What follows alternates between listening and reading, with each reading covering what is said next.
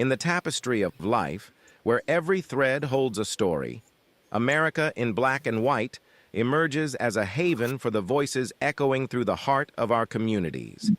In this podcast, we wade through the rivers of our collective experiences, celebrating the vibrant hues of change brought forth by the whispers of hope and the roars of action. It's more than just a conversation. It's a journey into the heart of our society, illuminated by the light of those daring to dream and do. Join us, and let your voice be the melody that guides us toward a dawn where every color finds its place in the masterpiece of our shared destiny. Together, let's paint a future brimming with the positives that dwell in our minds and the actions that shape our world. Good evening, ladies and gentlemen, and welcome to another episode of America in Black and White, where we are coloring conversations on the canvas of America. Our special guest tonight is Ms. Jasmine Willois. I want you all to meet Jasmine Willois, a national sought-after educator and speaker with over 13 years of experience in the mortgage industry, 26 years of real estate investing, and 10 years of financial advisory experience. Jasmine's early experience as a day trader on Wall Street during the dot-com era continues to shape her approach to investing and finance today. She has worked as a financial executive for top firms such as Morgan Stanley Dean Witter, and GMAC Homecomings, managing residential mortgage portfolios exceeding $380 million and serving high net worth individuals and professional athletes. Currently, Jasmine serves as a general partner for Willois Capital Group, a $50 million private equity fund. Additionally, she holds the position of president at the NAP Private Equity Club and co-hosts the nationally syndicated Naked Notes podcast, providing expert insights into investing in the secondary mortgage market. Jasmine has been recognized by the International Society of Female Professionals, International Wealth Builders Association, and National Association of Women's in Real Estate Business for her leadership. She is also a member of the Forbes Business Council. Lastly, Jasmine takes pride in being a devoted mother to her son and 2 cats. Passionate about sharing her knowledge and expertise, Jasmine regularly gives back through various channels, including speaking engagements, podcast appearances, and educational resources. Consider booking Jasmine as your next speaker for an engaging and informative session on mortgage trustee investing. She holds a degree in economics with an undergraduate focus on industrial organizational economics, as well as an MBA, and currently resides in San Diego, California. Ladies and gentlemen, please, I would like to introduce you all to Ms. Jasmine Willois. Hello, young lady. How are you? I can't hear you. Right. I am amazing. What a phenomenal introduction. Thank you so much for your time today. Glad to be here. Well, I appreciate you for taking the time to be with us. Is there anything you'd like to add to your bio before we get into the show? No, I will just say that I'm excited to be here. Your name, just so you know, I do want to know if we're related. We don't have to talk about this now, but your name, Charles King, is the name of my great-grandfather, who was the president of Liberia. So we'll have to talk about that a little later, but I always like to drop that in there. Wow. Well, okay. Yeah, I think we should. Charles D.B. King is what the initial for DB. Surprise. That might be a surprise. Thanks for having me. Let's start with your background and entry into the investment world.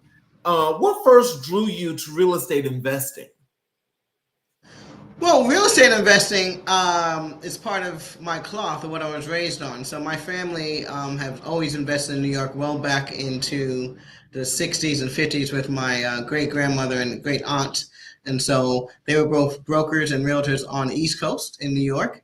My great aunt actually had a camp back in New York where she had children come over from the inner cities. So real estate's always been an integral part of our history in my family. And then growing up, we were large property managers as well. The family managed a lot of properties here in Southern California.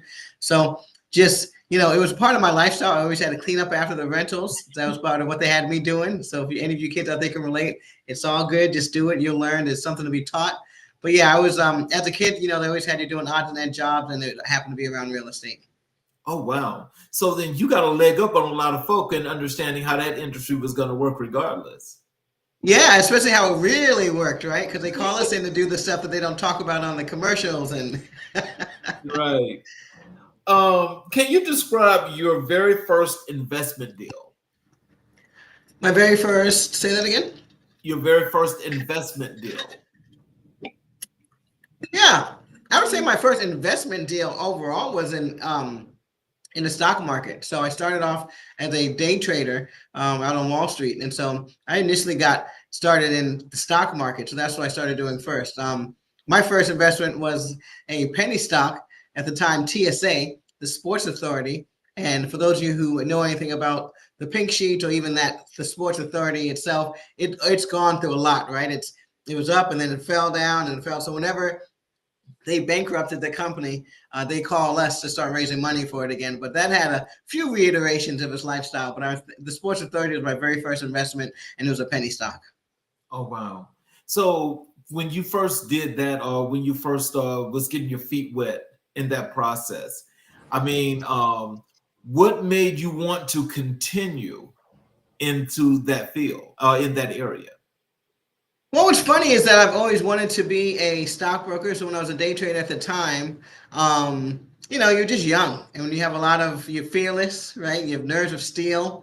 And so now that I'm older, I look back and I got to tell you, I ask myself that same very question. The older Jasmine asked the younger Jasmine that same very question. What kept you in there, But I spent about 6 years on Wall Street day trading. And it really was just the excitement of it, right? Back then you're looking for, at least I'm a kid from New York, so I was looking for excitement, right? And the boring humdrum of the office wasn't going to do it for me. So what kept me in it for that long was just the excitement of it. We obviously made good money, but it was during the dot-com era when I started, right? So just imagine, we barely had the internet back then. I was literally one of the people that helped fundraise to launch the first satellite up into the sky. So things just changed so much. It was such an exciting time, kind of akin to what we're going through right now with all the Bitcoins and the AI, right? So I'm assuming then that when things really was taking off and they really got really, really great, is this how did you make the decision to diverse and go over into the real estate part of that? Well, what's funny is what I do now is kind of a hybrid between stocks and traditional real estate. So I operate in the secondary mortgage market. And so that allows me to do some of the trading that I love to do when I was on Wall Street, right? So we trade the notes. But also, since these assets are backed by real estate, it allows me to take that knowledge that I picked up as a youth and in traditional real estate. I actually had a license at one point where I was selling real estate. So all that traditional real estate knowledge is used as well because that is in the underlying asset. But, what happened was I was just, as someone looking to do something outside of the box, I did have a real estate license for a while and I did traditional real estate. When I found the secondary mortgage market, it really spoke to me again because it allowed me to scratch the itch to do some trading, right, and sell these things pretty quickly. So if you're not familiar with it, but what we do is we're able to buy mortgages from the bank instead of the actual house. So we're actually trading the paper, and so it moves a lot quicker. Yeah. So can you give us a little bit more as to how that actually functions and how that works? Yeah. From a 30,000 foot view, if you have ever had a mortgage and you're listening to this podcast, at one point or another, I can almost guarantee you got a letter in the mail saying, please send your payments elsewhere. So if that's ever happened to you, what has happened is that an investor, most likely a hedge fund or a private equity person, has purchased your mortgage in a bundle of other mortgages. And so what will happen is your mortgage will be traded numerous times through the lifetime of while you have it through other investors, because that original bank that gave you that loan is not really in it to hold that paper or that note for the next 30, 20, 15 years, whatever you have out, right? So when a bank sits down to originate a loan with you, they are not planning on holding that note through the duration of the maturity. Oh, wow. So I think that's how a lot of people, because I've actually had that happen to me. Oh, okay. And what I will tell you is that when that did happen, you know, and I know that things like that kind of like do happen because you always hear about it. But when it actually happened, now I will tell you, I was one of those people that I think you and I chatted about that. You know, I was like, well, what happened? You know, why are you selling my mortgage? Right. I'm on time. But You you know, like me? they give you this big old helicopter here that's way up in the sky. So it's never like down here on the earth as to what's the real deal. It's this right here. And so you have Exactly. to cipher all of that information. And I think what's confusing about that is, you know, people start to worry about that. Now, I will tell you, I didn't actually worry because I knew that I had done my mortgage via the VA. Right. But Oh, okay. and so, but what I'm still thinking about though is even when they do that, how does that money actually move like that? You know, because I think that's the real part. Like, are they like selling it low and charging high, or are they charging high and selling low? Well, it just depends on what state your mortgage is in, right? So assuming it's your mortgage, and as you mentioned, you're doing well, you've made payments on time the whole time. You know that mortgage is going to go for what we call par. So whatever the unpaid balance is at the time is what they're going to charge for it. You're paying on time. There's math involved. People are buying that for the income, right? So if you can show that you are a steady payer, borrower, someone that makes their payments, we're going to look at your payment history, and it's what we call a seasoned note, right? And so if you have 3, 4, 5 years of regular payments, you haven't missed a payment, then there's going to be no discount offered, right? That's what everyone's here for. That's what hedge funds are made of, and that's how we deliver really good returns to companies like the post office and government. When we put their retirement funds, we put them into A-type paper like that, right? So mortgage backed by mortgages that have not missed any payments. Now, if you are a defaulted mortgage, right? And again, you can be defaulted from 30 days, 90 days, 120, 6 years, 5 years. So depending on how far you're defaulted, that will depend upon what type of discount, if any, that's given by the bank. Oh, wow. Okay, so that's where the money is. That's where now you're kicking. Oh, wow. That's so funny. That's interesting Yes. because that's almost like that new thing that people talk about, creative financing. Oh, 100%. This is creativity on steroids, if you will, because this is all a cerebral game. There's barely any brawn, right? You're not picking up anything heavier than a pen and some paper, maybe the phone, right? And so you have to have, and the reason why we invest in a community is because sometimes you get burnout, right? It might be your note and you might not be thinking as creatively because you're tired. It's your note, it's personal. But pick up the phone, call myself or anyone in our community, and they will sit there and start thinking outside of the box to give you solutions. Because as you know, the bank always wins. So it's just a matter of, hey, how can we get this done? What's the most creative and best win-win for everyone situation? Once that's come up with, then you just implement it. But as the bank, you control the mortgage. Okay, you don't own the house, you control. So for those of you, old enough as me, you remember Janet Jackson, control. That's what this is. You have control.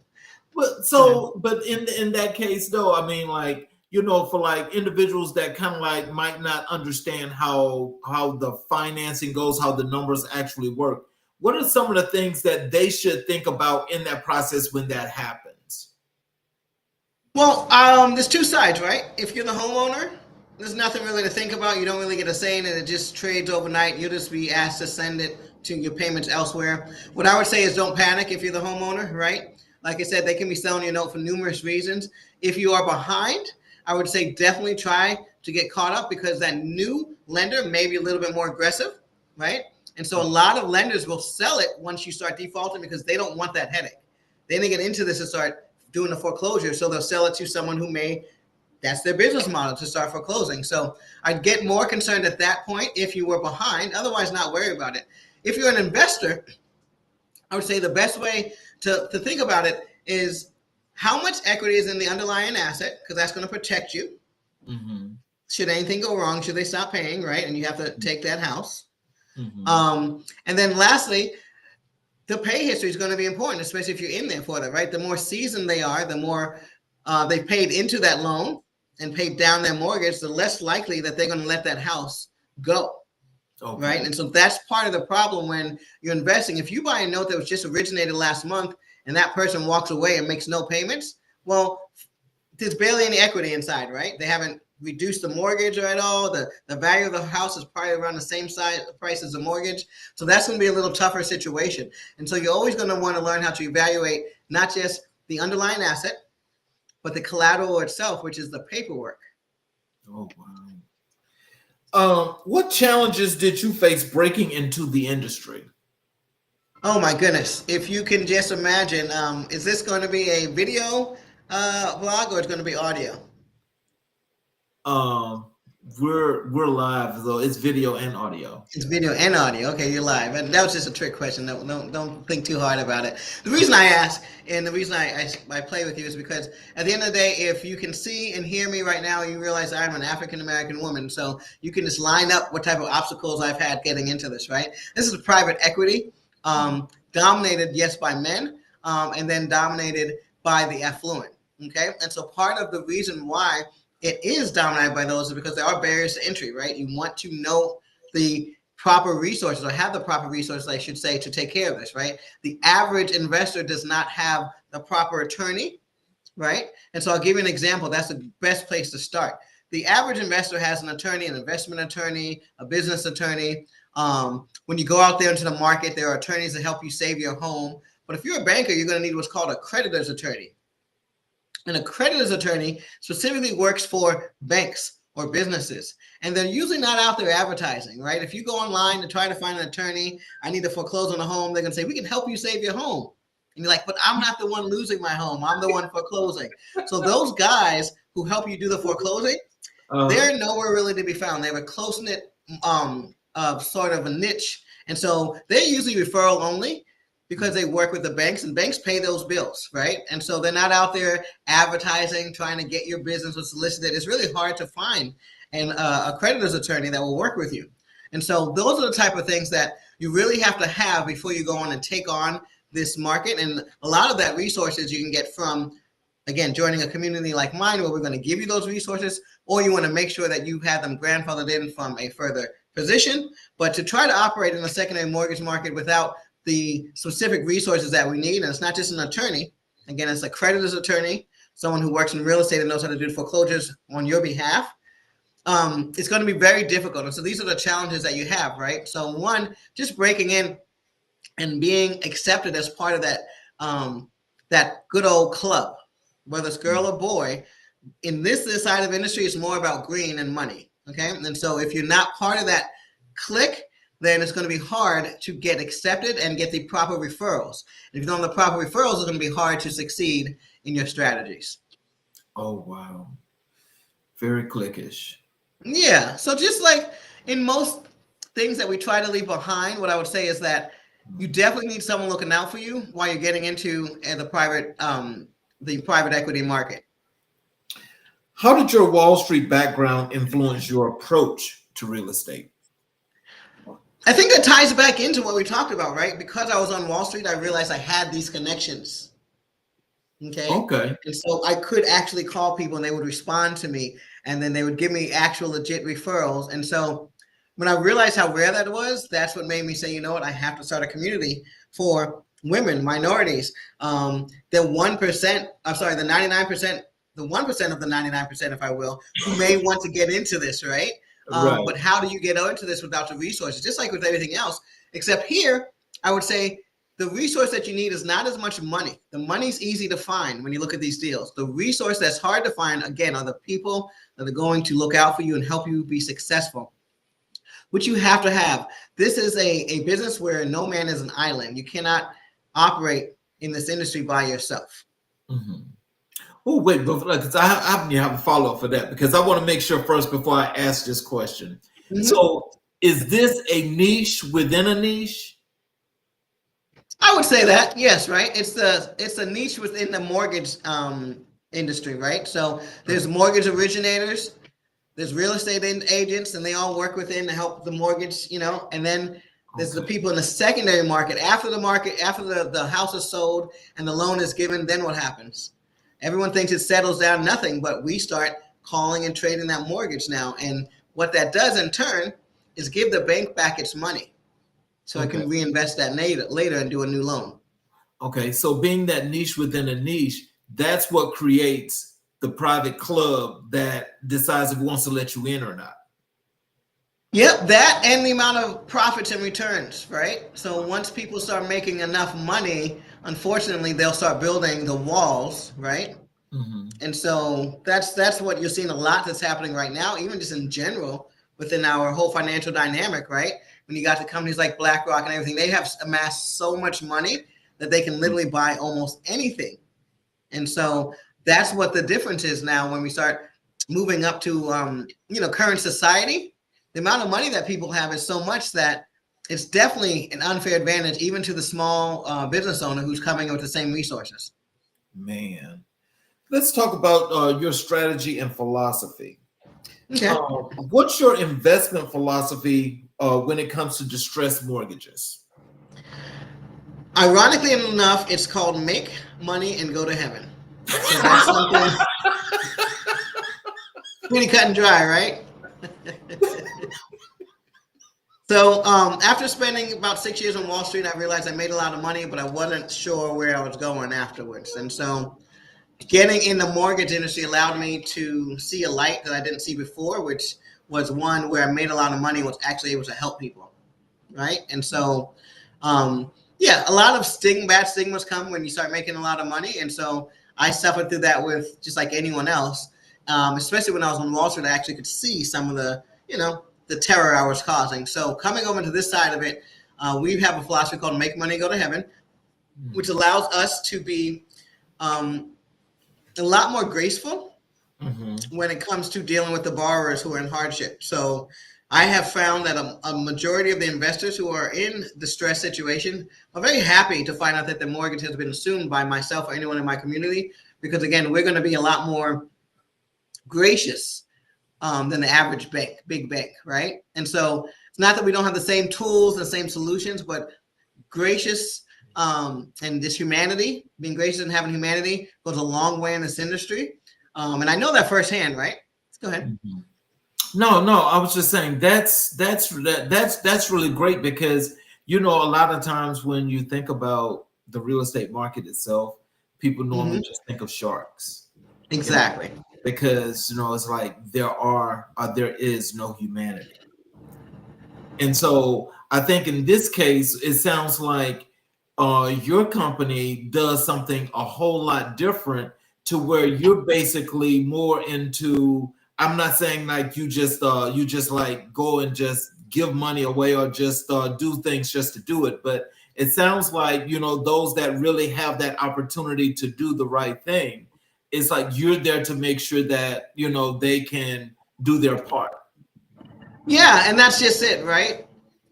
There's always an amicable way to do almost anything, right? I mean, I don't even need to get into it, but we do a lot of things in America and in different cultures to make sure that we feel that we're handling it the right way, right? Yes. And so that's what this is all about, right? Even though some things may seem to be a little stressful, again, if had an opportunity to remake ourselves. And so part of this comes from my upbringing, right? Humble upbringings. I grew up in a mobile home in California. And so at the end of the day, with a single mom, what I do know is that as long as she was given a chance, right, to rise from the ashes and just do the right thing and given an honest contract, an honest break, then we were able to make it out, right? A lot of times people are in contracts that were just unsavory, right? And weren't really giving them a chance. So it doesn't always have to look like a big, bad foreclosure. It can always be just a soft, graceful exit that will allow them to start all over, because that's what's important. It's everyone makes mistakes. Everyone gets into a bad contract. And the way we like to look at mortgages is that it's a business deal. far too many times we're sold through commercials and everything that this mortgage is us, it's our identity.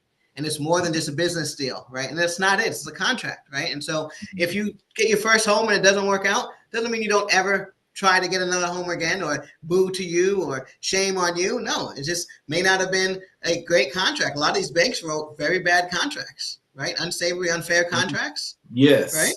Yes. And so sometimes just getting out of that thing is all you need. Then you can get into a nicer, if you will, contract that a lot of our counterparts get, and that's why they're successful. So that language is so important in these contracts that a lot of times I like to come along and I'll get these contracts from some of these, dare I say, unethical banks. And then now I get to talk to these borrowers and say, hey, listen, this is the contract. It's not you. Let's figure out how we're going to get you out of this the right way, because you deserve a fresh start in a contract like the average person has, right? Mm-hmm. Wow. How do you evaluate risk in non-performing mortgage notes? Yeah, that's a wide open question. I probably won't be able to cover all that today, but what are the three main points, right? First thing I said is, as I mentioned, is you want to look at the equity. Now, does it always have to be equity in it for you to make money? No. But evaluating the equity in the current note, whether performing or non-performing, is a very important part of evaluating the risk. Secondly, I would say definitely you want to look at the duration and how long it's actually been delinquent, right? Because risk is going to be different to everyone. Some people, believe it or not, actually buy these non-performing notes with the intent of getting the borrower reperforming and working with them to start getting back on track. Some people buy these notes with the intent of foreclosing on a property and taking the asset. Oh, wow. Two different mindsets, two different risk portfolios, two different risk assessments, right? And two different bottom lines. So just to go through real quickly, if you're looking to work with a borrower, then the most important thing is how delinquent are they? Because if they're only 1, 2, 3 months behind, you have a better chance of working things out with them. Just makes sense, right?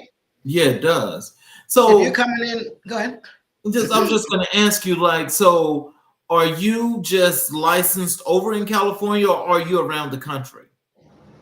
So in the secondary mortgage market, you don't have to be licensed in every state.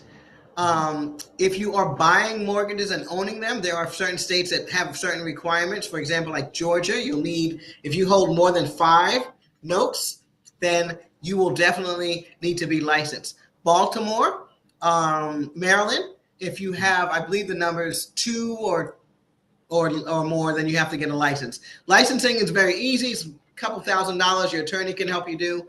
And I recommend you having an attorney do that for you. But the bottom line is, once you get your company, and it's not you, you get your firm licensed, then you can hold as many as you like in the state. Wow. Okay. Just a debtor's license. Okay. What markets do you currently focus on, and why? At this point, I'm buying all 50 states, but that comes with me being seasons, right? So, I mean, currently the most dangerous states are going to be the New Yorks, the New Jerseys, the Hawaiis, but I happen to have assets in all of them right now that we're working. But again, I've had the seasoned resources and attorneys to work that. But, if I would give you a quick list of states to avoid, if you're new or just fairly seasoned, you're going to want to avoid the New Yorks, the New Jerseys, the Californias, Hawaii, Alaska. Okay, those will be the top 5 that I'm going to ask you to avoid, mostly because either the time that it takes to do the foreclosure. If you're fairly new to this, you may not have the patience to understand, or just even the nerves to last through a New York foreclosure, right? It's pretty expensive. Those taxes that you're paying are north of $10,000 a year. Your attorney is going to be something of the same, right? Chicago's another one that's going to be expensive and maybe lengthy if you don't have the right people. Both of those states, if you know the right attorneys, as you can imagine, it should go a lot smoother. But it's definitely more of a bumpier ride than your middle America states like Indiana and Wisconsin. Those are some of our favorite places to invest. Wow. How do you balance short-term returns with long-term portfolio growth? Yeah, that's actually a huge item to address when you're dealing with notes, because if you think about it, notes can appeal to both sides of that. If you're buying a non-performing note, then yeah, that's long term, right? Like I said, if I'm investing in a note in New York, I'm not thinking I'm going to see that money for another 2 to 4 years, right? Even if I'm investing in Georgia, I'm thinking I'm not going to get my foreclosure done for another 3 to 4 months, right? Just in general. So what I recommend people doing in this industry is buying both performing and non-performing notes. Spread it out a little bit. Don't commit to one so heavily. And here's why. While you're working out that non-performing note, the smartest investors, the ones who've lasted the longest, are the ones who also have some passive income coming in from another note. So buying 1 or 2 performing notes, whether it's bringing you $100, $200, $600 a month coming in, who cares? You see money coming in. Just psychologically, that's going to make every time you have what we call a negative remittance, meaning you have to write a check for that non-performing note, it's going to make it easier on you, right? Because you have to understand, non-performing notes is that game where you are outlaying money well before you get any in. You're going to buy the note, you're going to pay the attorney, you're going to post in pub, you're going to do all these things, just writing checks until it's finally the house is yours, and or you get paid at the auction, right? So there's 2 sides of the coin that you want to look at. And the best way to do it, in my opinion, is to have both, because the non-performing notes are going to be a more aggressive play. And it's what we call, if you're looking for capital gains. If you're looking for capital gains, and I'm going to lean you towards some of the most delinquent notes out there, right? Because it's going to be non-contested. You're going to foreclose, you get the house, boom, lump sum of money. If you're coming here to retire within the next 4 to 5 years, you're looking for passive income, I'm going to put you towards these really strong performing notes, right? And you're going to stack these. Some of my people are bringing in as much as $15,000 a month just on the notes, right? And they may have another 20 years of that coming in because, again, they have 20-year mortgages. So there's many different ways to look at it, but getting one of each is what I recommend because, again, psychologically, this one's always going to be more of a mental game, right? Because you're going to get letters, you're going to have to outlay money, you're going to have to go to court, or not you yourself, but pay your attorney. And so you're going to feel like you're exerting a lot of effort here. Whereas with this, you're just going to wake up every month, check your mailbox, and here comes money. Wow. Let's transition over to the note assistance program because when I just think about, I think that last question when you was mentioning the notes, what inspired the creation of the note assistance program? You know, that's a great question, and it's actually a personal one because I spend a lot of time with some of the well-known gurus out there, the namesakes that are always out there that are coming very aggressively in your emails and just marketing gurus, if you ask me. That's really what they know how to do best. I spend a lot of time with those guys. I've been in this business for about 20 years, so there's not one of these guys that I don't know. So I started off with a lot of them, and, you know, quite frankly, it was the way that I saw them respond, interact, and react to my fellow brethren, whether it was women or minorities. It just didn't seem like a space where people were looking out for us. I just have to be frank. And so after certain things I saw happen in the industry from the side over and over again with numerous people, I thought this is a place that me and my people belong, but we have to be offered the same white gloves, dare I say,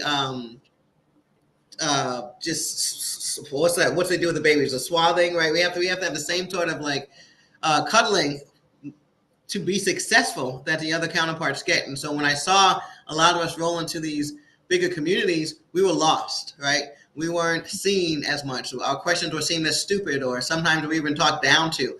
And that really just hurt my heart. So I just wanted to have a place, okay, not about the numbers, but where people like us can come and get their questions answered, right? And not be talked down to or looked down to, because that is the difference of us being successful a lot of times. And so I just want to have a place where a person like you or I can come and actually have the owner of the company looking out for us. As many of us have seen, we've gone and paid 15, 20 grand to do these guru programs. And next thing you know, after the money's gone, we're just another person in the room. But then you see Steve, Sam, and Chris over there, you know, they're getting into jet parties, they're hanging out after hours, and then you wonder why they're so successful. And they're in the video testimonials. Well, a lot of it has to do with how much, again, swaddling is going on, as you've seen, right?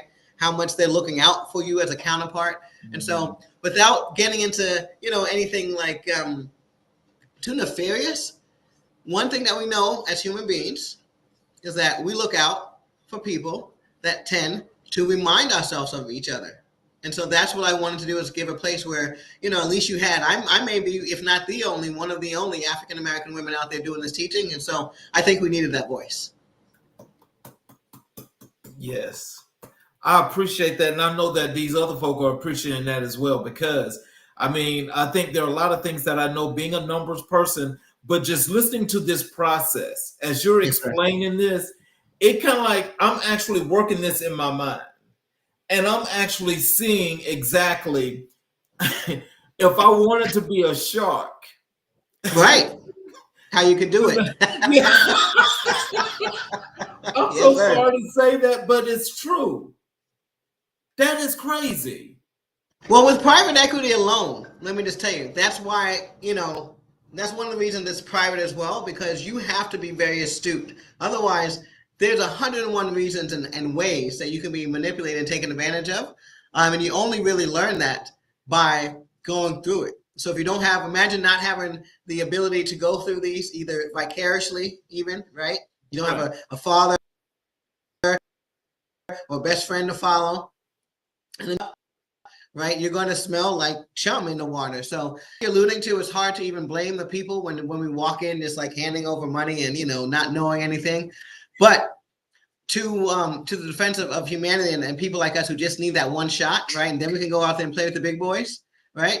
That it's always important about where you get your starts from. And that's really what I wanted to say. Wow.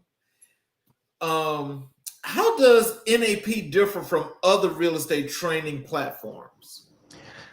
Well, a couple things. We, if I just kind of swan dive into this, we are one of the most diverse industry clubs out there, if not the most diverse. Okay, so I pride myself on working with I have some grandmothers in here, bona fide, right? Grandmothers in here who are being successful, all the way down to we've had our first 16-year-old buy her first note, right, with the help of her father in here. So, these are the things that really separate and excite us, is that this is more of a experience and a life lesson that's being taught to everyone when they come in here, rather than just an investment strategy. Can we make money? Can we buy notes? Yes. But really, when you get introduced to the note assistance program, we do what I like to call writing in crayon, right? Because again, a lot of these other investors out there will try to, again, make it seem harder than it is. Use all the big jargon that then, is necessary, but not necessary right away. And so therefore, it's harder for us to understand. So I like the fact that, one, when you come to our community, we're going to talk to you and make it make sense, as they say. We're going to make it make sense to you. Yeah. Whereas while the other guys are trying their best to just make it, make it resonate, and then you come to them for all everything. I want it to make sense. I want to see the light bulb come over your head, kind of like I'm seeing right now. I see you doing the math. Right. And that's the difference, right? We're going to sit here until we see that light bulb, until it makes sense to you. Wow. What success stories from NAP alumni stand out to you? Wow. If I can take a quick minute to plug my podcast, nakednotespodcast.com, as you mentioned earlier, but that podcast is where I have a lot of my success stories for my actual members. So that podcast is nothing but me and members of my community, not only co-hosting, but we have something called the Women of Nap Nation and the Men of Nap Nation. We hear a few of them come out and actually tell their stories. But let me think. One that actually stands out to me, oh gosh, we have so many. I think the one that I love telling the most is that one of my members, John Darville, you actually check him out on this list. He really embraces that make money and go to heaven strategy. And he specifically loves to go after notes that are anywhere from 2 to about 6 months behind. And he likes to work with them to get their mortgage up front. And so one of his strategies is to call the homeowners assistance program, right? So he'll check with the state to see if they have any funds left in the homeowners assistance programs left. Some states do, believe it or not. Some states just don't. But if they do, then he will reach out to the borrower and just basically make a deal with them and say, hey, if you agree to go through this homeowners assistance program, we will put a pause on collecting your payments. Assuming you get accepted, then they will pay all the arrearages, and then you can just start all over from there. And so why is that wonderful? Is because a lot of these people have water bills that may be behind. We're doing something like that in Baltimore right now. They have a large water bill, right? And a lot of these programs, the governors, they just don't market And so you'll be living in Louisiana, living in Baltimore, not even knowing that there are millions of dollars sitting aside to help people like you save your home. But because of politics, they've decided they're not going to put out a flyer. They're not going to talk about it on the news. They want to send, some states have actually sent the money back to the federal government saying, we don't want your money, knowing good and dang well that some people could use their money. And so us calling the borrowers, letting them know, hey, there's a homeowner assistance program. There's still money inside of it. Believe it or not, almost every time the people said they did not know about it, they're happy to suspend their current payments because they're struggling as it is. That'll give them a chance if they do it right. At the very least, if the program doesn't work, they should have some payments saved. But 9 times out of 10, the program works. And then we get a check from that program. And so the way that story works, and I'll land the plane, is John Darville. I'll never forget. He went in, he worked with one of his borrowers, and they got a check. He got a check so large from the county that when he went to the bank to deposit it, they refused to. And they said, we're putting on hold for 30 days because we've never seen the county give anybody a check this big, and we want to make sure it's correct. So it was north of $40,000 plus. I think it was a max of what the program was able to give. But that covered all the arrearages and late fees. And so now that borrower had his loan current and just had to make the regular payments. And so it's just really, that's how you make money go to heaven. He ended up getting most, if not all of his money back for the investment. Mm-hmm. And then now he had another, I guess I want to say 15 or 20 years of payments coming in from that note. Oh, that's a story I love telling all day. Wow. You know something? I'm just going to be brief with this. I have heard of what you're talking about where where this happens with a lot of cities and states to where there are programs to help people and they don't come out and they don't tell people about them.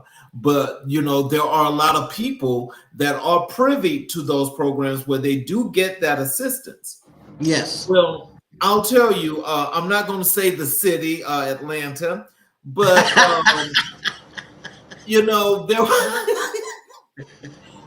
where there was the money was there was millions of dollars that was sent to them to help folks pay. When the rent rates went up, right? Right. Couldn't afford it, right? There was Mm-hmm. millions of dollars that they were supposed to use to help people. People Yes, didn't know about the program, and they sent the money back. There it is. 2 stories. More often than you like to believe. And so I'm trying to figure out, like, how is that helping? See, I don't know. Politics, man. Kind of crazy. Yeah. How do you ensure transparency and accountability in your coaching model? Just communication, I think, is the biggest thing. I'm big on communication. Now, I'm not saying that I do it well. I talk fast. I'm from New York. Sometimes I'm known to mumble, but I'm not shy to pick up the phone and say, hey, what's going on? At the end of the day, we run this community like a family, which is why we're not out there soliciting everybody. It's referral only. We're one of these programs where most of us have worked together and invested together for over 10 plus years. I started this in 2013. And so we're a family of people who, just ask sincere questions. If people know from the beginning, the first call when you join the program is a 2-hour call with me. And we just sit there and we talk, and I let you ask me questions. I ask you questions, because the one single most important thing in this industry, secondary mortgage market, is relationships. Well before the money, again, well before even the resources, relationships is key. And you hear that throughout your life in many different manners. But when I tell you that it's so important in this secondary mortgage market, that if you don't have a few people looking out for you, if you haven't made those right connections, then you're going to have a short life here, right? And so we all survive by helping each other. You need an attorney in Kansas City. Someone over there who bought a note in Kansas City can refer you one.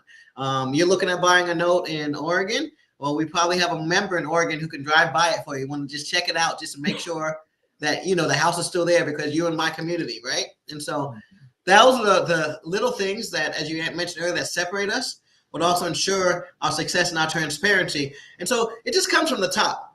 Okay, I've run companies for the majority of my life now, right? And leadership means everything. And if the leader's transparent, if the leader is candid, then it's going to follow all the way through. And then if you have some sort of gaps in that from the top, you're going to see that trickle on through as well. Let's transition to trends and insights. Okay. What trends are you seeing in the mortgage note space? Well, right now with the current administration, we're seeing a lot of trends that are taking us back to the old school, as we like to say. So, no shock there. I don't see any shock on your face. Surprise, surprise. But in this industry as well, and as someone who's lived through that, it's not as shocking or debilitating for us in this industry. Whether you whether we like to admit it or not, we make more money during recessions when things are going bad. So at the end of the day, we're all going to make some good money in this industry as things are going. But as far as trends are concerned, we definitely see things slowing down. We see more foreclosures coming down the market, right? So that's going to be more non-performing notes for us. Good news on that end. But for the most part, as a whole society, that means more people losing their homes or can't afford their homes. And so we're going to see a lot more of those non-performing notes coming down the pipeline. We're going to see a lot more of these bigger blameless companies coming in and trying to buy everything until we see the government come in and stop it. They're not going to stop otherwise. So we're going to see a lot more. We were just at the auction, at the HUD auction last week, and one company bought a majority of the assets. One company, who I won't even do them the justice of telling who they are, but there was $449 million worth of inventory, and that one company bought most of it. And so that's going to go back to, again, old school, when corporations were king, they got to do everything. For a small window in between there, nonprofits were given first right of refusal. We got to go in there, right, and look at things and buy a little $6 million here, $2 million there, $3 million there, and then the big guys come and write the check for the $400 million, right? Now it's back to where the big guys come in, they write the check for the $449 million, right? And then we got to go see them. If they want to, they call their friends and sell to, and then they call their friends, and then it trickles down eventually to us down here. It gets to us eventually, but yeah, a lot have changed from that aspect. So we're all kind of maneuvering back to that. And then I can also tell you that you're going to start seeing a little bit more of the pricing softening in the real estate market, right? Because it's all going to come down. If people can't afford their mortgages, they're going to be forced to sell. If they don't sell, they're going to be foreclosed on. So I'll definitely take a look on that. We're going to have a softer landing because, again, the corporations are coming in, they're buying these properties and not just letting them sit there anymore.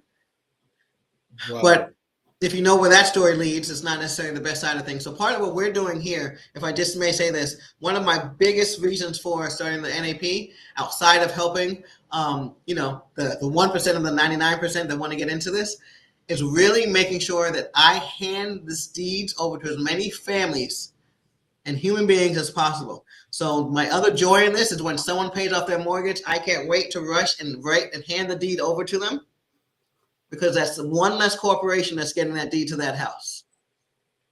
Wow. How has the economic climate affected your investment strategy? We're having to be a little bit more aggressive with our bids. So we actually won $2 million at the HUD auction, but we bid $17 million. And so we're learning we're going to have to be more aggressive. Those big guys can afford to put in those bigger, prices, and then somehow figure out, even if they lose money, still be okay. So we're having to be a little more aggressive with our pricing. We're having to be a lot more, dare I say, we have to be a little bit more inclusive with the people that we're working with, because, again, we have less room for mistakes out there. So it's not as easier for a new person to come in and start working, again, because everyone's having to be a little bit more conservative with their numbers, right? But other than that, for the most part, our strategy is going to stay the same as far as the making money and going to heaven piece, trying to make sure as many people can get their deeds as possible, right? And that our investors are able to get discounted notes so that they can also have more aggressive savings or retirement accounts that they deserve.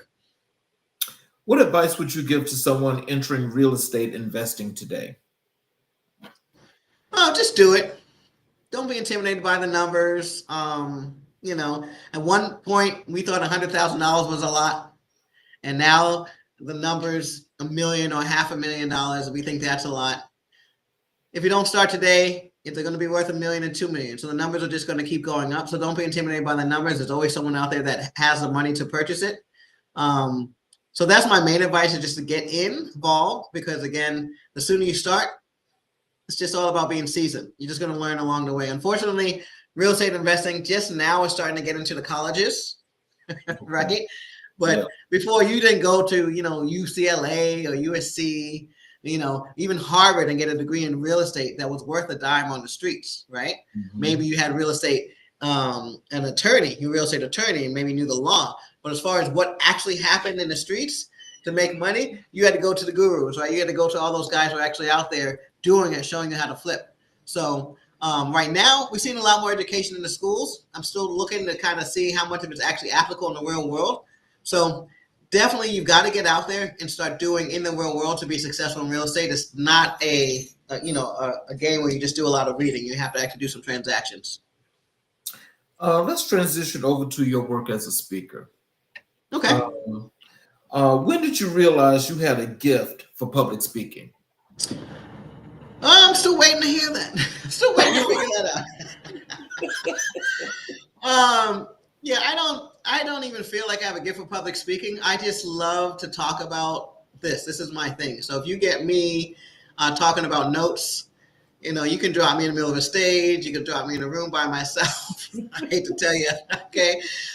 Yeah, my father sometimes, who still gets it when I call him, I start talking about notes. So as long as it's something that I'm excited about, I've always had a gift for gab, and it's really just my natural energy that comes across. I haven't spent as much time as I need to be polished, like at Toastmasters and all those other things. Definitely have attended a few of those sessions and understand the value of it. But before I call myself like an accomplished speaker or something like that, I do want to see myself do a little more formal training. But what you're getting every time when you see me is just my natural excitement about things. And so what you find is that my number one strength is talking about things I'm actually passionate about. And things I'm actually passionate about, I'm usually knowledgeable about because I spend a lot of time looking them up. So otherwise, I'm going to be quiet in the back room taking notes. Okay. What was your first major speaking engagement? Oh, wow.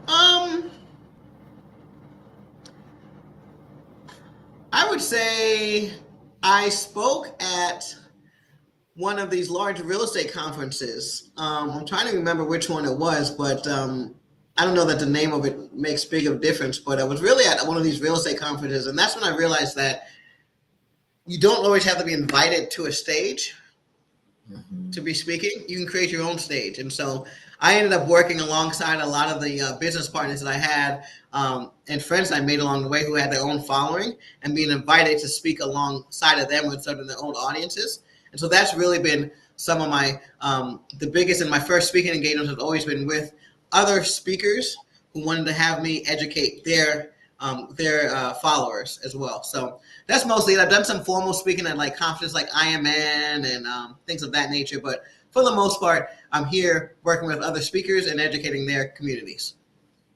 What's the most memorable reaction you've received from an audience? The most memorable reaction is I've had people come to me. I used to wear a cowboy hat on stage all the time. Okay? And so, well, I saw that with your podcast picture. Yeah. So, so that hat has attracted quite a unique amount of people. But I would say one of the most memorable ones is when I get off stage. A lot of the women come up to me. They're just really enthralled by the inspiration I give them. And so a lot of times I'm giving the hats to them and their children. I usually carry hats on the side. And so I'll never forget one time I had a lot of people bring their children to the stage. And this one young lady brought her niece, I think it was, with her. And she was selling something herself. So we just got along really well. And she was just inspired by me. So I ended up giving them all free pink cowboy hats and sending them along the way. But, I really love the things that stick to me is just hearing people say that it resonated. You don't have to buy a note, okay? Whoever's listening to this, I want you to understand that my goal is not for you to buy a note, although that would really be instrumental in changing your financial trajectory. The first step is to understand that this is possible and that it exists, okay? I just had a member just recently talk about memorable moments, just real recapping about how she's been with the community for 3 years. And they said, how night and day is it? When we first met, she didn't even know that it was legal. Her person was, is it legal? Can we actually do this? And now she's like pulling up chairs, trying to talk to people about, hey, let's do this. But you're going to go from, I didn't even know this exists to, is this legal? And wow. So that's what makes the difference for me. How do you tailor your message to different demographics? It's really about my background being raised with so many different people, right? And so it's really easy for me to kind of shape shift, if you will. And that's nothing different than a lot of us in the African American community have had to do, being, part of America, right? Let's talk about it. If you got a regular job, you know what it is. Sometimes you have your work voice and you have your at-home voice. So just knowing who needs what, right? And delivering it in a very coming from a sincere standpoint. And so for me, being someone who, I can't tell you how long I thought I was a Puerto Rican, and which I'm not. Okay, but that's okay. I was at all the Puerto Rican Day parades, and so I'm like, Puerto Rico. And so just me always embracing all these different cultures is easy for me to talk to them, right? And so I don't have a problem, and I don't have to think too hard about how am I going to approach and get a Puerto Rican to understand what I'm doing, or to get, Hispanic person to understand what I'm doing, or even an older person, right? I spend a lot of time with my seniors, and I love hanging out with my grandmother. So, what I've learned is that it's a gift. Not everyone feels comfortable talking to people of different backgrounds. That's something I had to learn. I grew up, again, I'm born in the Bronx, so there's always different cultures, right? So that's just a gift I have. I can't really speak too much towards it, except for understanding that I know not everyone can do that. And so I've been blessed. And knowing that I had that was one of the other reasons why I wanted to get into this. I thought it was my responsibility to get out there and teach. Teaching is not what I ever sought out to do. It's nothing I want to retire doing. I'm not going to, get rich off the teaching. But I do feel that as long as I'm here, it is my calling to do so, because there's not many people that can do what you just discussed, which is talk to many different types of people with different backgrounds and get this across to them. So as long as I'm here, I want to get this with many different types of backgrounds. I'm working with Kenyans. I'm not kidding you. I'm working with people from Liberia. I'm working with the Philippines. So I want as many people of diverse backgrounds to get this before I'm out, which I'm going to be out sooner than later. But the more people as I get from diverse backgrounds into this, then my legacy is there. I want to, before I ask this next question, let me just tell you, I'm sure that you've been told this, but your personality is infectious. It is to die for. Oh my goodness, thank you. It is to die for, because there's two things. Okay. I'm loving the authenticity, but also it's the fact of when you speak as a matter of fact. Well, I got to thank you for at least enjoying that, because out there in the real world, this can intimidate a few people. Well, if it does, that's their problem. But I mean, I really do. I'm loving your personality, because, it's like we get a lot of people that have motivated and up-tempo personalities, but yours is different. And when I say yours is different because it's like I'm feeling everything that you're talking about. And when I say that, I don't mean that it's not like you're trying to sell me anything, but I am feeling it because I'm actually understanding exactly what you're communicating. And I think that's the thing that a lot of people probably need to understand. But I mean, I want you to know that this is just wonderful for me. I want you to know that. So I know it is for a lot of people, but I just want to thank you for that before this even goes, before this goes off. But thank you. That means a lot to me. Well, I appreciate that. How has your speaking career evolved over time? What's funny is I am just ever grateful at these opportunities I'm getting. I would say, as far as evolving concerned, I'm seeing a lot more podcast invites. So that's just and webinar invites, and that's just the nature of the beast with technology. And then after post-pandemic stuff, so that was huge. It was a lot more in person back then. But the more seasoned I get, and this is why I tell people just to start today, the higher level of the engagements I'm getting. And in the finances, it's really about your experience and your results, not so much about your degree. Okay. How many people you look at them, it's like, where did he graduate from? Well, how come he's not, or how come he is, right? It really has to do with your experience and how many actual deals you've saved, right? Your testimonials. And so that's where, through time, I can say the other thing I've seen evolve is the speaking platforms. I just got offered. I mean, just this morning, I woke up going, oh, God bless America. I just got invited to speak for a family office platform. That's something I've been aspiring to do for a while, right? And you have to understand that's different than me saying, oh, I want to be on CNBC next week. That's not where I'm trying to be, right? Those guys are rarely on the ground doing stuff. Right. So I'm not a TV personality. I want to get out there, and I like to be invited to places where people want to hear the numbers, see how it worked, not be encouraged to hide anything or hold anything back, right? And a lot of times when you look at those infomercials and the CNBCs, it's only the good part of the stories, right? And so what you're feeling across is that, I think, without knowing that you can pull my ear aside and I'll tell you the truth. Right. And you're like, if I ask her what the ugly is, she's going to tell it to me. Right. Exactly. So let's transition over to your work as a financial advisor. Let's talk about the foundation and approach. What led you to become a financial advisor? Well, that story is not as deep as the rest of them, but I will always tell you the truth. And my little disclaimer is, any parents out there, just be careful what movies you show your children when they're young. And so I was 11 years old, and I saw a movie called Trading Places with Eddie Murphy, Dan Aykroyd. It was that simple. Dan Aykroyd. Yep, I saw Trading Places, and I'm originally from New York, so it spoke to me in more ways than one.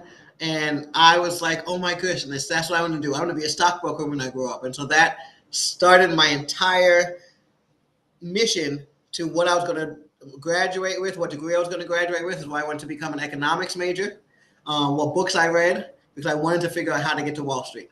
And it just stemmed from that movie. I didn't even know Wall Street existed until I saw that movie, I'll be honest with you. Wow. So, how do you define financial empowerment? It's funny for me. It's more of this. When Charles King calls and says we want to do a webinar in the middle of the afternoon, I should be able to say yes. When my son calls me and says he needs my help for anything, I should be only about 5 minutes away or have somebody ready to do it. Right? I'm only accepting out-of-state travel business because I've created with my personal schedule. Right? And so that's what financial freedom has always meant to me, not so much the Bill Gates style of it, right? When it means like, hey, big bank, take little bank. That's not the game I'm out there playing. And a lot of it has to do with me being an economics major. So any of you guys that have degrees in economics or studied economics, one thing you'll learn or know about us is that we have a scale, right? Scale is 1 through 10. Once we meet happiness and we're on a 10, then we're happy. There's no 15, there's no 20, there's no 35, right? Happiness is 10. Once we hit 10, ding, ding, ding, we're happy. So that's kind of where you're going to find me, right? Financial success is like wherever your 10 is, hit it and be happy there. Don't go chasing for a 15 or 20 because that's when you end up back at 2. Or as Brian McKnight says, back at 1. Yeah. So we got a couple of comments here that I want you to get the chance to read here. Mr. Kenneth Eason. He says, hey, another factor to consider in regard to real estate investing is pooling resources. People can form collectives to buy one piece of real estate or another, depending on how much cash and integrity on the part of the parties, as well as the sound strategy and patience. Their collectives of people can get together and buy one asset and then work toward buying another or more with profits. We create a means of greater access to the available real estate inventory. Do you have anything is there something you'd like to say about in response? Yeah, I'd love to add to that. We do a lot of that here in the group, if I understand what he's talking about, and us just getting together. But that's why we're a private community, because we known each other for the past 10 years and we feel comfortable investing with each other. So my grandmother, rest in peace, she told me this. So please, got a pen, write this one down. She told me, if you have a problem that money can solve, you don't have a problem at all. Okay? So that's what I want you to understand. And that's what I'm taking from his question, right? My grandmother fully believe, and it has been instilled in my heart, especially going out here in San Diego with all these wealthy people. Some of these people have more money than the law allows, and they can't throw their money to fix their problem, right? Their son won't get off the couch. He might have whatever their problem is. They can't throw money at it, right? If your problem is that you need a couple dollars or you need to raise some money, then you don't have a problem. Okay, you got to talk about it, got to present it, you got to get out there, but that can get done. And so what I'll tell you is here, when we find bigger projects that maybe one person can't take down, then we will go out and look within the community for a joint venture partner. And sometimes we even do what's called SPVs, or special purpose vehicles, right? And those are other ways for us to get, 5, 10 or more of our investors together to take down a bigger or larger note. Mr. Easton has another comment here. He says, half the battle of being a successful speaker is having credibility, and listening to Jasmine's credibility is not an issue. Her level of expertise is certainly confidence inspiring as far as I'm concerned. So with that, the gift of speaking is natural, and the fact that she is helping others to do so eliminate a lot of nervousness that people when speaking publicly. Keep up the good work. Thank you so much, sir. Thank you so much. Yes, credibility is key. And as we talked about earlier, get that by getting out there. And he has this last one here, is that he is in total agreement with Jasmine's personality being infectious. Well, that's one thing we've all been able to agree upon. That's great. Thank you. So what's your approach to helping clients build passive income? My approach to helping clients build passive income. Well, if you come to me and you're looking for passive income, first thing you want to do is assess where you are and what type of monthly income you need to make a difference, right? And then we got to build a roadmap to get to that. And so the first thing is to just kind of assess where you are. If you're someone that's closer to retirement, you may have had 3 or 4, jobs before in the past. This might not be your first job, right? So that's first thing I'm going to check and see if you have any old 401ks laying around or something, because I like to encourage people to invest without using what I call their grocery money, right? So never will I sit down and say, fleece your bank account or ask you to, this is not an MLM, call your mom, your cousin, your sister, your aunt. This is not what this is, right? Because as I told you, I feel that if you have a problem, the only problem you have is money, then we're going to get that for you. We have plenty of money within this community, right? If you know how to show up, right? You know how to get educated, take action, right? There's a few things that everyone that you need to make, add the investor and stir. You know how to do those things, then we're going to take care of you here because we have the resources. We have plenty of people in our community that have more money than time. Okay, so a lot of times I'll get it, which just happened just recently, and I'm so excited to have a lot of HBU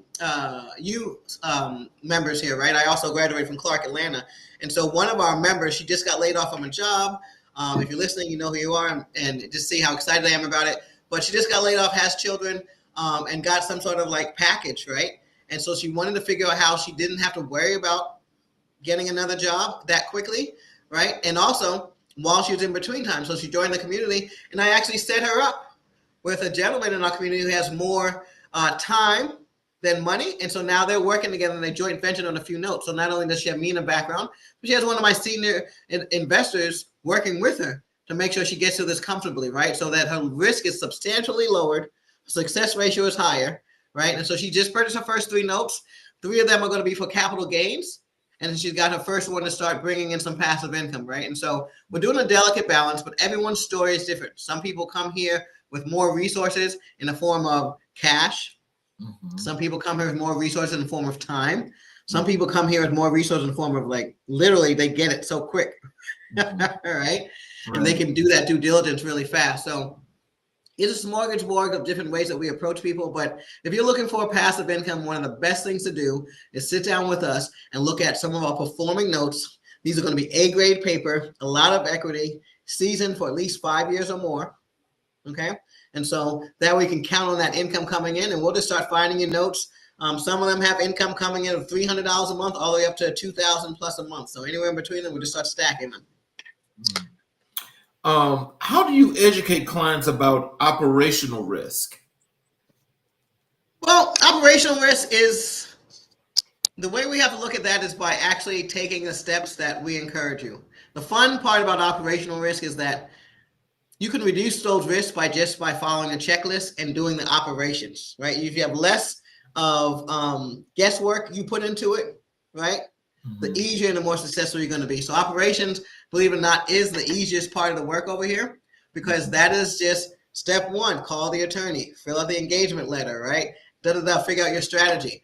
The real hard part about this is going to be this is a lot of emotional attachment if you don't know how to detach yourself, right? And so if you have a non-performing note, you might wonder why the borrower hasn't got back to you, and you want to belabor over that all night, right? And you might want to figure, all these things that you can't figure out, and it's none of your, it has no consequence to the end note.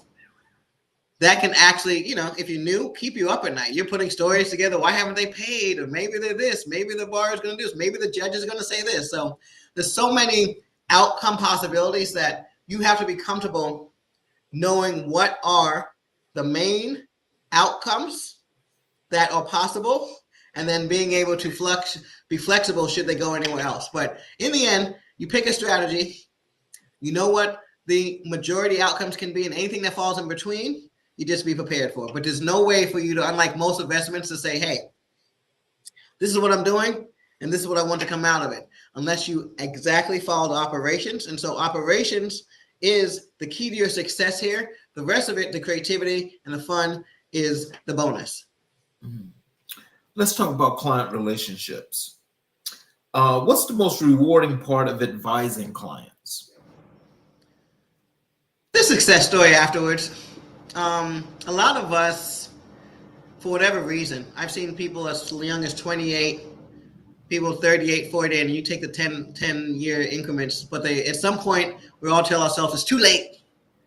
Right? Oh, we're never going to be able to retire, or we can't reach these financial goals. So once people really see what's happening on this side of the fence, you see that livelihood sparking and go, oh, it's not too late. I still have a chance to retire. If you think about what's going on out there, we're happy to get a 4% on our savings. But if you can get into a world where you're going to get a 9 to 15%, sometimes more aggressive, depending on the risk you're able to take, right? And it's a real proven strategy, that's going to give you that hope and show you that you can actually get and reach those goals, no matter how far behind, how many hiccups you have. You may have had a divorce, a few jobs that you've lost, right? You may have made some bad decisions. But one of the things that's most rewarding to me when working with clients is once they really, really see the opportunity in front of them, they realize, hey, we can pay for those 2 weddings that my kids want to have. I mean, literally, we've had on numerous occasions people's kids, both the son and the daughter, want to get married in the same year. That's expensive. And so what they do, they go and liquidate some notes to get that done, right? And so that's the type of confidence that I'm able to give adults. And a lot of times that's eluded on us because we're older, right? And then the hope is for the children, right? So I love the fact that, in my opinion, the secondary mortgage market can give an adult some hope. So how do you build trust with new clients? Just by being there, right? Doing what I say I'm going to do. Excuse me for a second. Ran over my cord. But yeah, just by being there consistently. If you come and work with me, you always want to access to my cell phone number. Just ask for you to be respectful about it. But you can always call me, my assistant. I have someone available to always. You can set up an appointment with me. I'm always available for an appointment, at least a 30-minute appointment. You have to be a member to get an hour or more appointments with me. But for 30 minutes, you can always make sure that I'm available. And then having the hard conversations. What I can tell you is that me being from New York, I don't mind you calling me up to have a hard conversation. So a lot of my members, they know if they have something that's upsetting them, pick up the phone and give me a call. Long as we're cordial about it, we're not calling people out each other's names. I am excited to have you call me on the carpet or let me know what's happening. I'm excited to pick up the phone. And as long as you're able to be an adult too and understand this time for constructive criticism, what can I do better? Those are the things that actually make us stronger and actually succeed, right? Having people blow smoke in our air, in our direction, should I say, right? And to show you're doing right, even though they know you could do different or better or think differently, that doesn't get us any better. And a lot of us have had this happen for a long time. So I can tell you right now, that's not served up here on a platter. right? When you show up to this class, we both humble ourselves. You're able to tell me what I should do better when I'm communicating with you. If there's anything I can do, because I want you to succeed, right? And vice versa. You be open to me letting you know, hey, this is where you can show up more, either by in class or actually in person events to achieve your goal, right? Whenever you show up to me asking me to help you accomplish something, there's always going to be something that I'm going to need you to do. And so as long as you're willing to do that, we're gonna make it. What's a common financial misconception you often correct? That notes are hard. Really? Okay. But There are a lot of moving pieces. There's a lot of cerebral to it. But in the end, you're going to spend the same amount of effort in anything else that you try. And I will dare say that this is the most passive form of investing I have found. Most everything I do is on the phone or on email. I rarely get up and go visit any properties. But it is a game that people have trouble getting into because of the reasons I told you earlier, right? So it's not really of a like football where I'm not hitting hard enough, right? It's whether or not I'm with the right people that are going to allow me to have a nice entry into this. And so for the most part, the biggest issue for people getting into this industry is other people, right? A lot of times we think it's the money. People are like, oh, I thought I had to spend at least, $1 million to buy some notes. Not true. If you're part of this community, I sold a note the other day for $6,500. $6,000 someone just bought a note for, right? And so that's one of the biggest misconceptions, that it's going to take $1 million to get into this, and it's closed. The average person can't get into this. Well, let's transition to equity and access. All right. And how do you make private equity accessible to underrepresented communities? Just by being online and making sure that people can access me should they have questions, right? Knowing that they have a person that was willing to take some of their questions, no matter how rudimentary they are, because you have to have a place to ask those before you can go on and ask the bigger questions where you seem, like you've been around and you seem like an intellectual. So for people who have not been exposed to it, it's very important that they have an entry point where they can come in. And so that's what I like to be, is make myself accessible and on the ground. So for the most part, just trying not to be too private, as the word suggests, but also protecting ourselves. So I always make myself available, as mentioned, for basic conversations, and then to get involved with the community, there are obviously a few, requirements. So what tools or platforms do you recommend for financial literacy? In general, or with notes? I would say with the note investing, there are a lot of free podcasts, including mine. Mine was built specifically as a educational podcast. So season 1, what is a note? Season 2 is why do banks sell notes? 3, 4, how do you make money? How we make money? So the Naked Notes podcast is a great place to start. A lot of my members joined because they were just flipping a house while listening to it, and they picked up the phone and said, "Hey, Jasmine." and I answered the phone, right? And so first step is just doing as much podcast listening as you can. There are also some educational opportunities for you. We are doing a 2-day class in Irvine. So I invite you guys to check that out. It's a master class on note investing in Irvine on September 27th and 28th. I welcome you guys to come by. And for those of you who are listening, there's a $300 off that I can offer you for the tickets. So just reach out to my man here, Charles King, and he'll be happy to extend that discount to you. But definitely education, this is not one of those things you want to jump in and learn by trial of error. If for no other reason, even if you have the money to burn, no other reason is the relationships. You don't have the relationships to burn, right? And so you want to come in and get referrals. We give referrals to everyone who joins.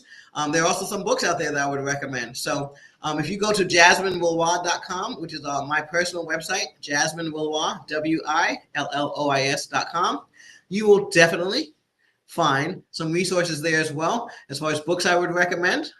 And I also have a small little booklet that you can download from there as well. Okay, well, Mr. Eason has another comment. He says, Yes. Thumbs up for being an economics major. Yeah, right on. And so Call me to talk shop anytime. There's not many of us. And he goes with this other comment. He says, great show and great input from you, Jasmine. Very much appreciated.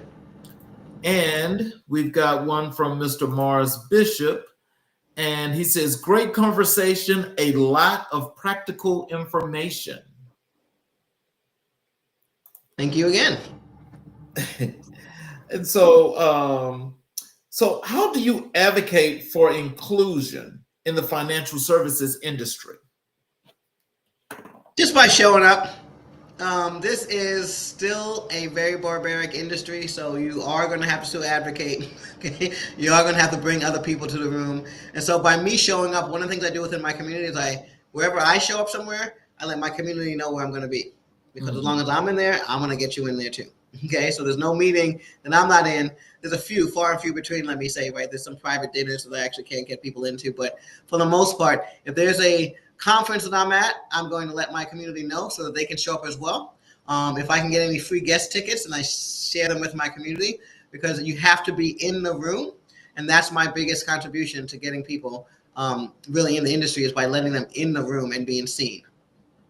Well, let me just say this, because, that's one thing that I appreciate so much more than anything, is because, inclusion is a thing that's, it seems like it's an issue for an enormous amount of people. Mm-hmm. Well, and, we discussed this platform and its inclusion because it includes all underserved and marginalized and LGBTQ communities. Mm-hmm. And so with that being said, and knowing that, everybody should be entitled or have the opportunity sometimes to get a lot of this information to help with the betterment of their lives. What do you think actually makes or gives some people the idea that they have the right to stop inclusion for a lot of people? I don't know that I have the right answer to that. It's a very complex answer, like a complex question. Yeah, and so only thing I can speak to is what I tend to extract from the situation that I've been in. So I grew up in Poway. Give me 1 second. I'm sorry. This is my son. I really have to.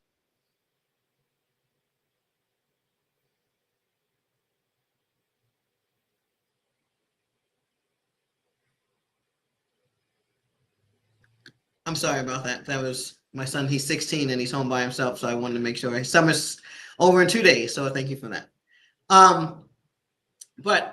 Sorry, refresh me on the question. Yeah, so I was just talking about inclusion and why some people feel like they have the right to stop inclusion for some people. Yes, and so what I was going to say, how I was going to respond to that, is growing up in a community that lacked diversity, what I have amassed over the 40 plus years living on this side of the fence, I would at least initially say that it's not that they feel that they don't want us there or they don't need to have us there.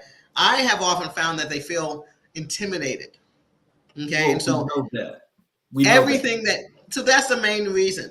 Everything that you have brought to the attention about, what you like about me is not to be liked in every circle, because in comes Jasmine and they're afraid if she's more likable than me, if she's more relatable than me, if whatever, you name it, right? We have men who will walk in and be like, she's prettier than me. Well, yes, I'm prettier than you. You know this, right? And so that's where the businesses are going to go. Some men would prefer to work with women, hands down, right? And so a lot of it is just to protect their space because they are afraid of losing it to someone who's so dynamic. Well, and so there's a lot of scarcity mindset in that area. That's all I would like to say. Well, yeah, and and I definitely understand that. I know that intimidation also, there's just lots of other egotistical things that come into play when it comes to that. And that's like both men and women. But my thing is I think that, when we're talking about building, I'm just thinking like, how is it that you can build a community that has people in it that you want to exclude? That's what I'm trying to understand, because that doesn't make it a community.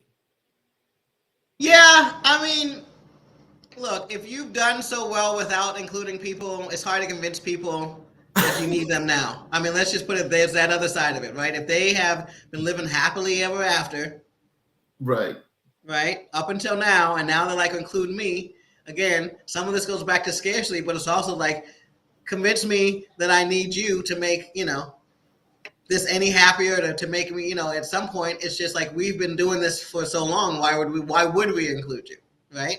And so everything to me boils down to mindset, right? Whether it comes from the scarcity mindset or it comes from the fact that you just were not raised, right? I have people that I know who just have never, unless forced to in an elevator, been around other people that are different from them, right? And so they don't even feel comfortable in elevators. They'll let the elevator go, right? And so it won't really have much to do with the fact that they actively dislike someone. They just have not been in those situations. They feel very uncomfortable in those situations, whether it's uncomfortable how they react, how they are going to be interpreted, or how small they feel around other people. So let's go to legacy and leadership. And we're going to talk about visions and values. Okay. What legacy do you hope to leave through your work? I view legacy a little bit differently than the average person, and it's really because of this job, right? In doing this job, I can't tell you how many investors, friends, etc., that have gone and left this biggest legacy to their kids only for them to sell it like on a dime once they pass away, right? And so legacy to me is more in the form of things that can be seen in other people, right? And so, like I said, before I leave, I want to touch as many people and allow as many people into this industry just to know, right? Because once you know, then you can pass a little bit of knowledge, just a little bit of itch. Then it might scratch your nephew or your next newborn, who next thing they're able to get into it. But if they don't know, then generations will be cut off. So for me, the first and only step I want is not to bring in everybody I meet, but it's just to let everybody I meet know that there is a secondary mortgage market. It exists with or without you, and people are making money. Okay. After that, if you're interested, you're interested. But the first thing is you can't be interested in something that you don't know about. So for me, legacy looks like just spreading knowledge, educating as many people as possible. People saying, you know what, I didn't know about notes until I met Jasmine. Now, what they did with that information, none of my business. But the fact that that's what I'm looking to go around and just sprinkle a little pixie dust on everyone, let them know what we're doing. All right. And then they can use it accordingly. How do you stay grounded while managing multiple roles? Kids will do that for you. Kids, they don't find me as charming as you guys, my son. So I would say that's the first step, is just making, the kids have always kept me there. My son, he's genius. When I tell you this guy's a scholar, you think I'm smart? This gentleman's got a 4.576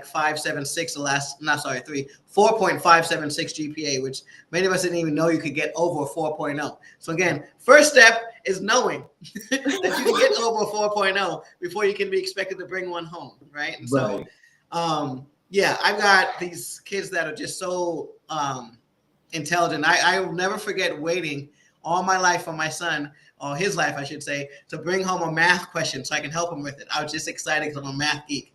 He brings home one math question. It was great. I was so excited. I think that my sheer excitement turned him off. Where he never wanted to ask me again. Okay. So he just figured this stuff out on his own. I've never been asked a question again. But when I tell you, it was like, how much water can we fit in that fish tank with this, that, and the other? And I was like, ooh, ooh, ooh. And so, just having kids that I can admit that are smarter than you, that'll do it. That'll do it for you. What does success mean to you today? Today it just means getting on more platforms with people like yourself. I'm on a 4 to 5 year retirement plan, so I'm just hitting that goal, and then also along the way making sure that I can educate as many people about this before I disappear into the sunset. So that's really what success looks like for me today. It's hitting my personal goals. These next 3 to 4 years, I'm going to be turning the ship around and focusing on what I need to do for myself. Spent the last 10 years planning and helping other people, so we're going to see a big emphasis on that part. And so success just really means for me to be able to do this with a smile. And then more importantly, getting my kid to Caltech, which is where he wants to go. So I'm living through my child. He's deciding he wants to go to Caltech, and that is $100,000 a year school. And so success is me being able to get him through college without any student loans and without me having to move in with my mother to do that. And final question here. What's next for Jasmine Willois? Yeah, no, thanks for asking. A lot more family office work. I'm branching off into the family office arena. We just launched our Reg D fund. And so we're raising $5 million with accredited investors only. So if you're out there and you're looking to get into a fund, this is the one to get into. It's run by women, one of them, which is myself. I've also joined PEMCO Capital. They've been around for over 20 years. We're opening our brand new office in Encinitas. So I am a beach bum by heart. I love to hang out by the bodyboard. So what's next for me is we're opening up a brand new office in Encinitas, 2 blocks from the beach here in Southern California. So if you ever come out here, come and visit me. I'm going to be on D Street. And just reach out to me. I'll get you the address. But D Street in Encinitas, we have an office there. So yeah, we're going to do a lot more bigger deals, right? So SPVs, the Reg D Fund, a lot more podcasts, and hanging out at the beach. Well, I got one more comment here before we go into the final stage. And Mr. Bishop, Morris Bishop just wrote, a lot of conversations take place by being in the room. Yes. Do you have any words to say to that? No, you're 100% correct. So just get in the room. And what I would say is don't spend money or time with people who are not trying to bring you in the room. That's one of the biggest things. There's so many gurus out there. They will take your money. They're going to charge you $70,000, all these, heck, even $600, right? And then first thing you need to ask them is, are they willing to share their resources with you? Will they give you referrals? And a lot of them are going to hold all their closest connections to their chest, and the answer is going to be no, right? If they're hemming and hawing. I sat down with someone the other day, went to lunch with them, and I asked them dead to their face, X, Y, and Z. And I got every long-winded answer, and I said, I just need a yes or no out of you because I'm that direct. Would not give me one. These are the things that you want to avoid. That's all I can tell you. Life's not that difficult. If people are trying to make it, then understand why. But yeah, make sure you are in the presence of people who are not afraid to bring you into that room, because otherwise you're just paying to hang out with them. So just in closing, what are some words of wisdom, encouragement that you'd like for our audience to know? Tell them how they can connect with you via social media, your websites. Tell them about the podcast, all of that good stuff. Words of encouragement. Just start today, guys. Start today. It's going to be an interesting path no matter what it is that you decide. So pick something and stick to it. I think that one of my biggest faults is also my biggest strength is that I just don't give up on things. Once I start something, I just do them until otherwise told. And so if you can find something that you really like to do, it does not have to be notes, but stick to it. You guys have seen almost anything come to fruition thanks to things like YouTube. You will have your crowd out there, right? I've seen some of the craziest things with many, many followers. So get out there and get it started. You don't have to, whatever you think is holding you back, whether you think you have the look or not, whether you think you have the voice, quite frankly, I think I have one of the most raspiest voices out there, but it's not stopping me. So don't let anything hold you back, no matter what that handicap is. Your difference is going to be your strength, all right? As far as how to connect with me, you can reach me at 855-541-6683. That's 855-541-6683. You can also email me at APPTS, stands for appointments. So Apple, Paul, Tom, Sam, APPTS at noteassistanceprogram.com, noteassistanceprogram.com. You can email me there. And you can also find me on my website at jasminewillois.com. That's Jasmine, just like the flower.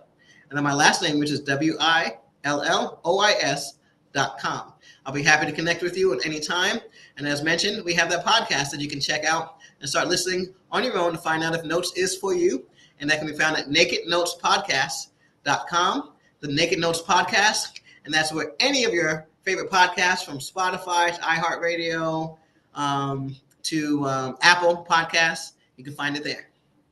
Well, Jasmine, I just put this last quote here. Mr. Eason just put this up, and he says, listening to Jasmine speak, and you are doing wonderful, Jasmine, as far as grounded. I think it's having a servant heart. Just listen to you tell me you get a lot of personal satisfaction and fulfillment from educating people and I'll give them the, I guess, what's the rest of this? I guess but at any rate, it's another great quote here from a comment from Mr. Easton to you, and just thinking about the good things that you put out. Well, I want to tell you first and foremost, I want to thank you for taking the time to be here, because I will say, just like so many that I've come across and I've connected with on LinkedIn, when I first saw your profile and, you know, I sent you that message, I know it was kind of, I think it kind of caught you off guard. You're like, well, what are we going to talk about? But, you know, it's the thing that, you know, that you do is so relevant to what this platform stands for as far as community building. Right. And so the things that you're talking about are things that I want people to get the opportunity to not only know that it exists, but someone that looks like them is actually operating in that space. Yes, sir. And so the important thing is, what I want people to see is that we aim to inspire and motivate, as well as we inspire to build, connect, and unify communities. But we also want you to have the resource that's necessary to get to where you need to get to, or where you're trying to get to. And so I think it's when having guests like yourself here on the show, especially when you speak with the energy and the conviction that you speak with. Not everybody just speaks with conviction in that way just to do it. You know, I mean, it's the point of this is it. And so I want to thank you for that, because it's that kind of energy, again, that makes people not only know that they can do, you know, those things if they decided to do, but when they see someone like you, a young lady that's actually been in that industry for 20 plus years and you're doing the thing, that really matters. And so I want you to know that also inspired and motivated me, which is why I had to have you on the show. And I can't thank you enough. I definitely appreciate that. And, you know, I want, for those of you that are watching on the YouTube channel, and would you just listen to what Jasmine had to say? You know, she gave us a lot of insight as to not only what finance is, but how it operates, especially within the industry of being a broker for the stock market or working in a real estate. But she also gave us the tools as to, you know, from the functionality. And if we decided to move into that industry or try to learn a little bit more about that industry, you never know, it could be a place for you.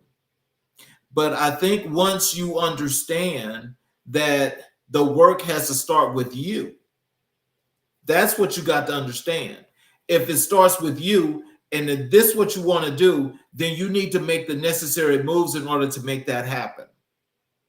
That is why we're here as that resource to make the connectivity, because as Jasmine said earlier about the next webinar that she's doing, you guys can easily either reach out to herself or to me and I can make the connection for you. But you can definitely be a part of that, and that's what we're here for. If you have not yet subscribed to the YouTube channel, please subscribe and get all of the notifications, because you will get the opportunity to catch each and every show live as they happen. And you're also able to go back and watch all of the other previous recorded shows as you like and as many times as you'd like. I also would like to do a special invite for all of you that either if you're not been on the show, and if you are coming on to the show, or if you're just an avid follower, to please join our community.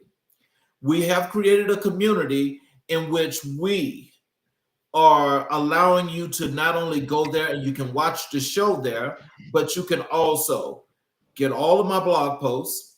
You can actually post in there yourself. You can get to meet other people there. And also we're going to be establishing networking events, which is what we're building up to. And so they will either be virtual in the beginning, but most likely they are going to be person to person, which I think is best for each and every individual. So it matters now how far you are. we're always connecting, and we're always here for the community here on America in Black and White, where we will continue to color conversations on America's canvas. I want to thank you again, Jasmine, for being here, because it was truly a wonderful show. I want to thank everybody that watched on the YouTube channel, and I want to ask you all to please join us tomorrow night as we have another spectacular show here on America in Black.